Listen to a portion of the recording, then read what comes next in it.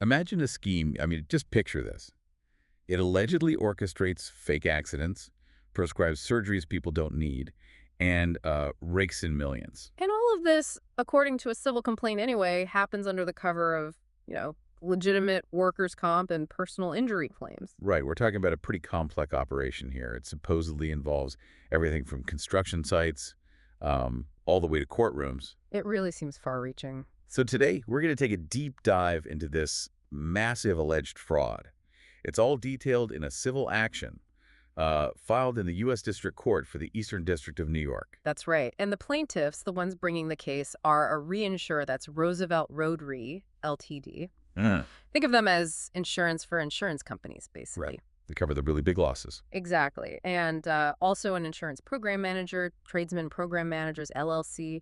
They're claiming there's this, widespread fraudulent enterprise. And it allegedly involves lawyers, doctors, who else? Individuals they call runners, and even funding companies, a whole network. Okay, so our mission for this deep dive is pretty clear then. We want to unpack how this alleged scheme works, right? Understand who did what, according to the complaint. Yeah, look at the different roles. And there are some specific examples in the documents, too, which are quite illustrative. Good. We'll look at those examples and then explore the impact, not just on the plaintiffs bringing the suit, but maybe, the bigger picture economically. Sounds like a plan. Where should we start? Let's dig into the mechanics. How did this alleged fraud actually operate? Okay, so according to the complaint, it's been going on since at least 2018, but it really seems to have ramped up since 2020. Okay. And the core idea, allegedly, was to defraud the plaintiffs and others. How? By recruiting construction workers. Recruiting them to do what exactly? Well, either to stage completely fake accidents, or if they had a minor real injury, to inflate it significantly. Turn it into what the complaint calls these lucrative full-body claims. Wow, so not just a banged-up knee, but suddenly it's the neck, the back, everything. Precisely. And it wasn't just about saying they were hurt. Well, The complaint alleges this whole system, preparing and filing fraudulent workers' comp claims, personal injury lawsuits, getting claimants medically unnecessary treatments, sometimes excessive health care. like those surgeries we mentioned. Exactly. And then using these apparently fraudulent diagnoses to jack up the settlement values. It sounds like, as you said, a kind of assembly line for fraud. It really does. Yeah. And this isn't the first time we've heard of something like this, is it? The complaint mentions other cases. It does, yeah. It explicitly points out similarities to other schemes, like United States v. Rainford. What happened there? Well, the Second Circuit Court described a scheme recruiting poor and homeless people to fake accidents, get unnecessary medical treatment, even surgery. Surgery again. Yeah. And then sue property owners or insurers, splitting the money among the conspirators. The complaint here says this alleged scheme shares, structural elements. So it suggests a kind of repeatable playbook for this type of fraud. It seems that way. It also mentions another case, State Farm v. Triborough. That one talked about medical providers doing exams that weren't really for diagnosis, but were predetermined to find injuries needing lots of treatment. Predetermined findings. That's chilling. It really paints a picture of a systematic approach, doesn't it? Absolutely. So the plaintiffs called this whole group an association in fact enterprise.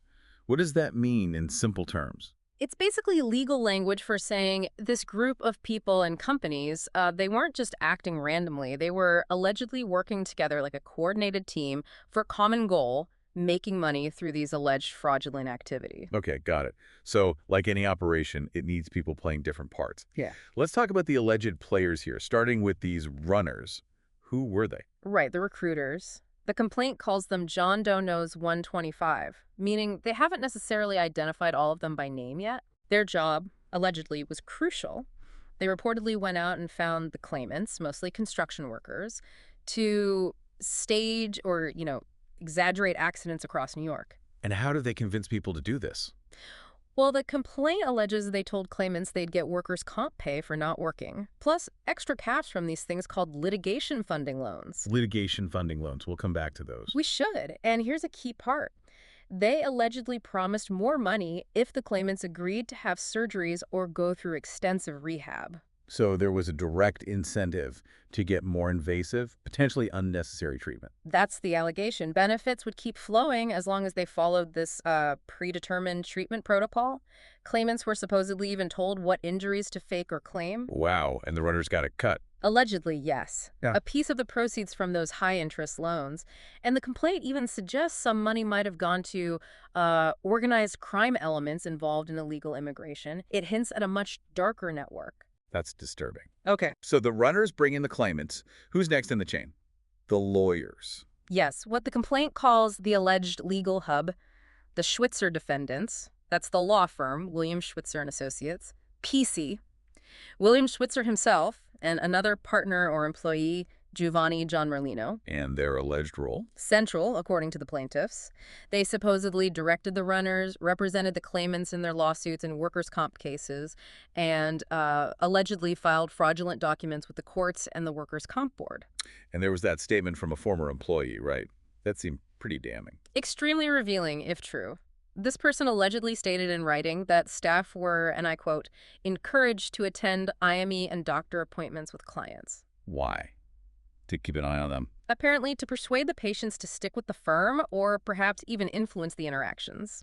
The source also claimed Schwitzer sent clients to a place called Case Cash for loans. Those litigation loans again. Yep.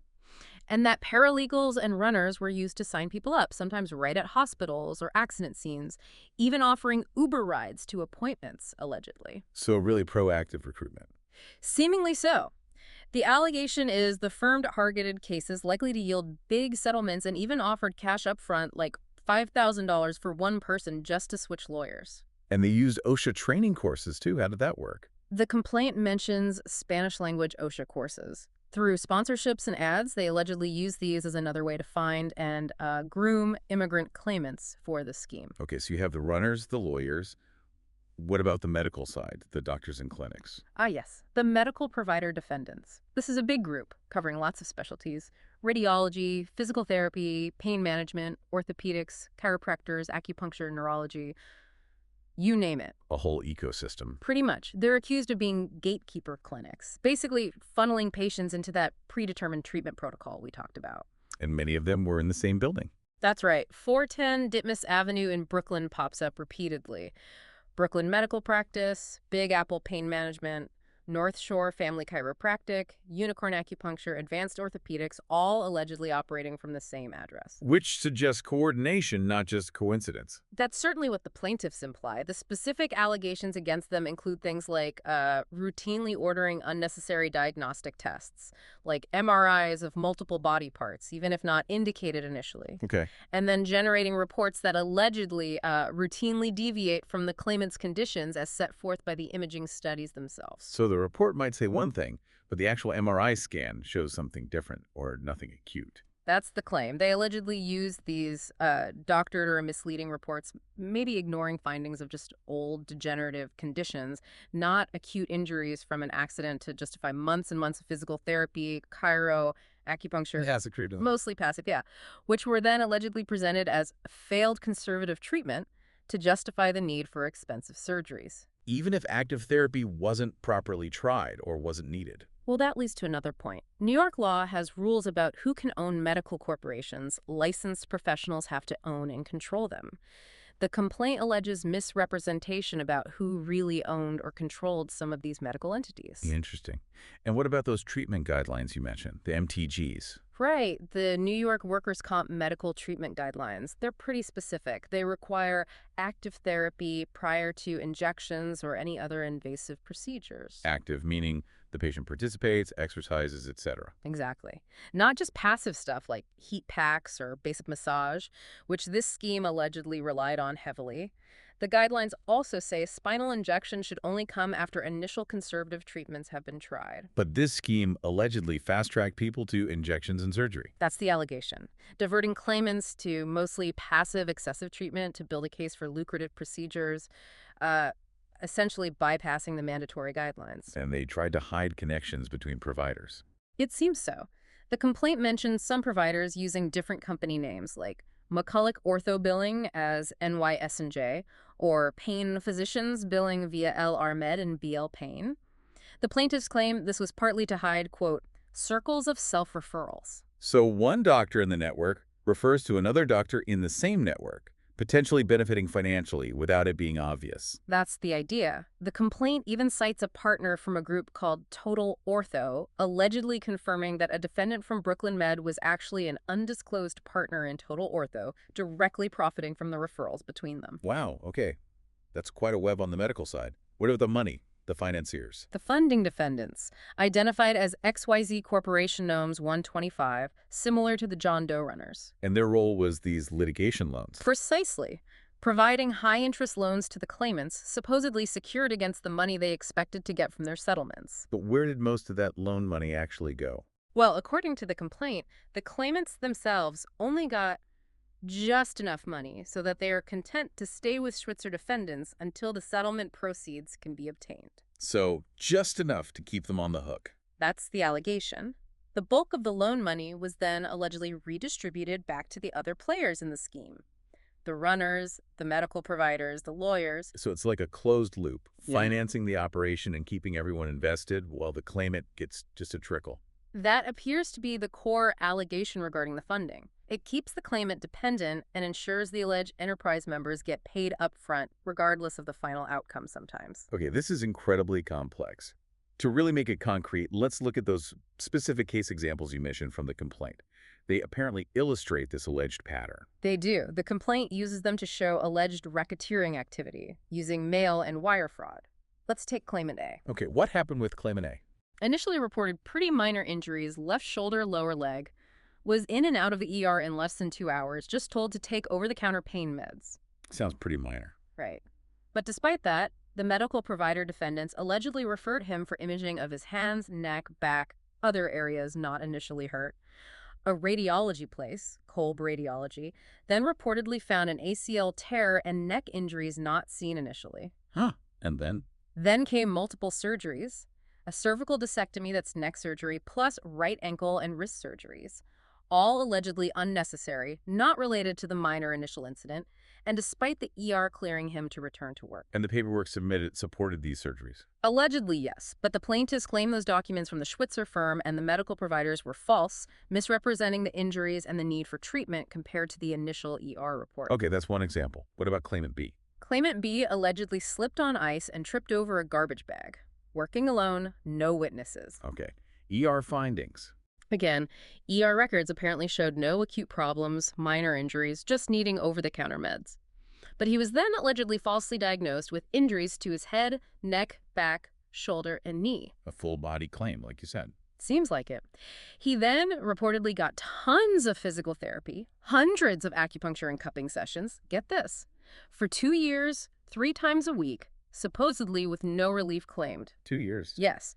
Multiple injections, and ultimately a lumbar discectomy, major lower back surgery at only 29 years old. Wow. All this, the complaint says, was allegedly used as a foundation for more aggressive treatment.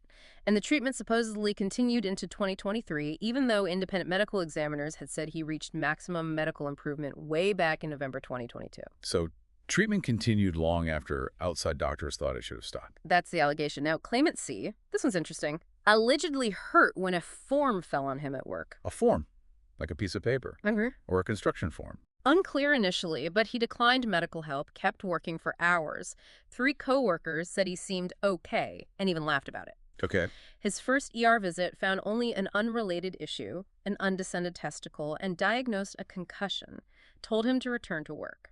But then he lawyered up with Schwitzer. Yes. And after that, his story about the accident allegedly changed multiple times. First it was 3 beams, then a large metal frame, then sheets of plywood that fell. The story got bigger. Much bigger.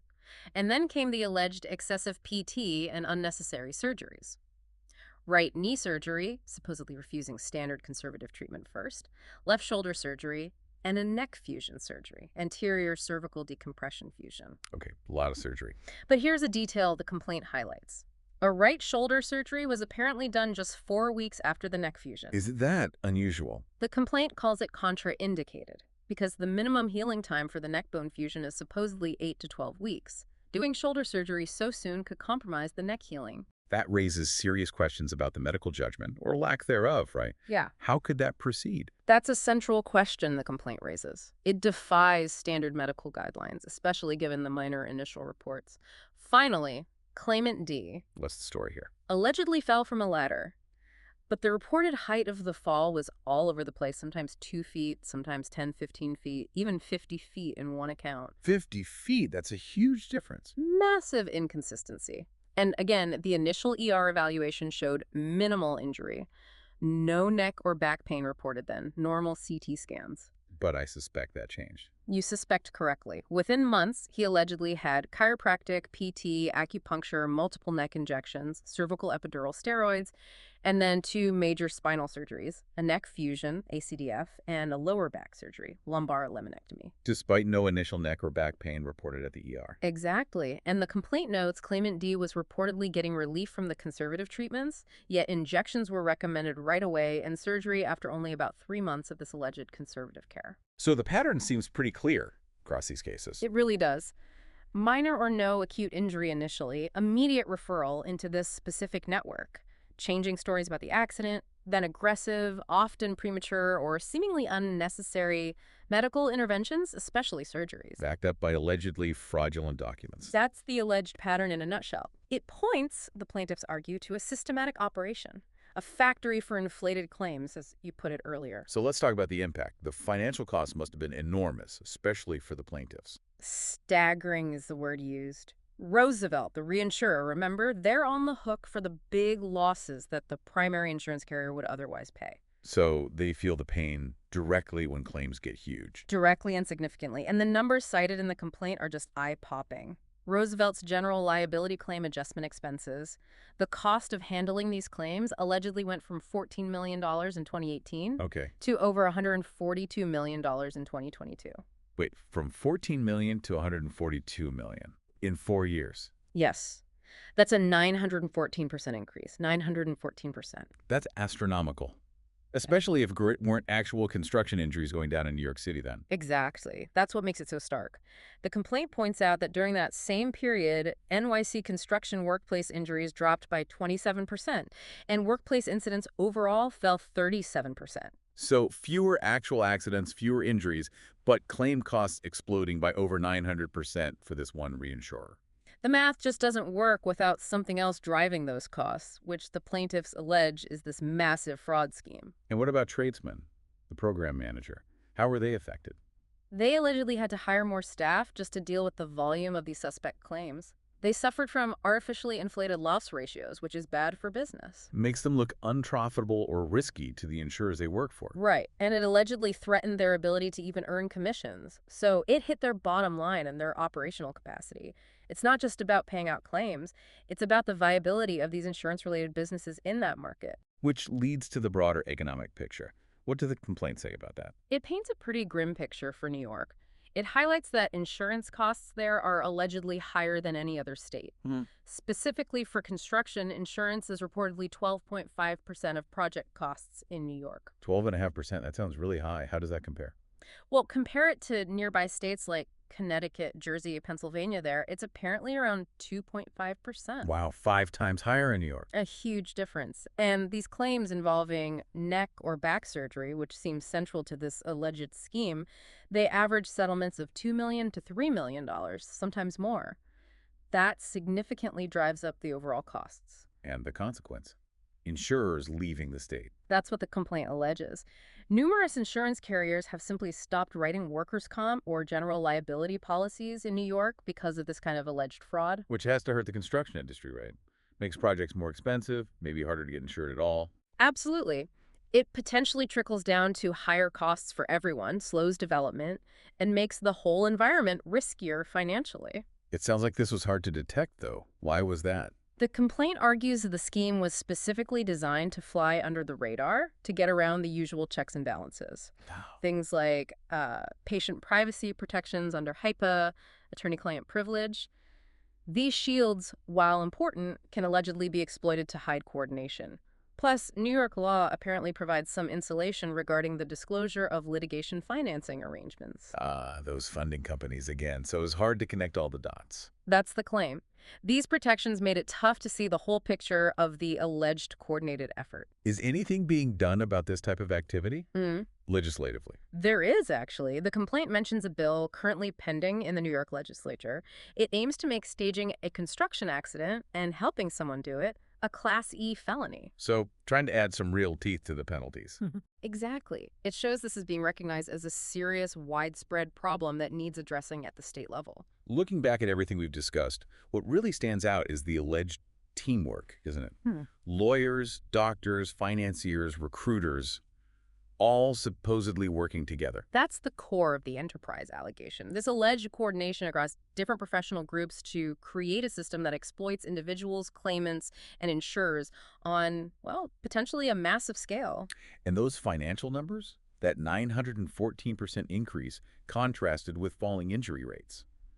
It's just hard to ignore. It really paints a picture of something deeply impactful. A complex and allegedly deeply fraudulent network. So for you listening, what does this all mean? If you connect this to the bigger picture, what are the long-term ripple effects of this kind of alleged widespread insurance fraud? Yeah, think about the cost of doing business, not just in construction, but potentially other sectors. The availability of insurance itself. Does it make it harder for legitimate businesses to get affordable coverage? And does it even impact the safety climate? If the focus shifts so much to fighting fraud, does it take away resources from actual safety initiatives? It really makes you wonder, how vulnerable are these complex systems we rely on? And how do we protect them without creating new problems? It's a tough balance. Definitely something to think about.